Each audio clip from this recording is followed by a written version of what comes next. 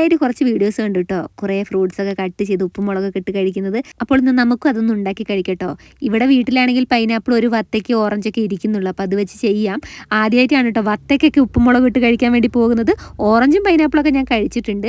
അങ്ങനെ അതെല്ലാം കട്ട് ചെയ്തെടുത്ത് ഒരു പാത്രത്തിലേക്ക് ഇട്ടിട്ടുണ്ട് കേട്ടോ. പൊതുവേ എനിക്ക് ഈ ഓറഞ്ചും പൈനാപ്പിളൊക്കെ ഉപ്പും മുളക് പൊടി ഇട്ട് കഴിക്കുന്നതാണ് കൂടുതൽ ഇഷ്ടം, വെറുതെ കഴിക്കുന്നതിനേക്കാൾ ഇഷ്ടം അങ്ങനെയാണ്. ചില വീഡിയോസിലൊക്കെ ഞാൻ വിനാഗിരി ചേർത്ത് മിക്സ് ചെയ്യുന്ന കണ്ടിട്ടുണ്ട്. ഇവിടെ വിനാഗിരി ഒന്നും ഇല്ല, അതുകൊണ്ട് ഞാൻ വെറും ഉപ്പും മുളകും മാത്രമാണ് മിക്സ് ചെയ്തിട്ടുള്ളത്.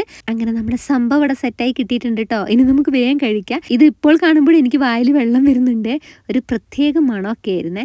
അങ്ങനെ നമുക്ക് ആദ്യം തന്നെ പൈനാപ്പിൾ അങ്ങോട്ട് തുടങ്ങാം. പൈനാപ്പിൾ ഉപ്പും മുളകും കൂട്ടി കഴിക്കുന്ന രുചി ഞാൻ പറഞ്ഞറിയിക്കണ്ടല്ലോ, പൊളിയായിരുന്നു കേട്ടോ. അപ്പോൾ അതങ്ങോട്ട് കഴിച്ചു.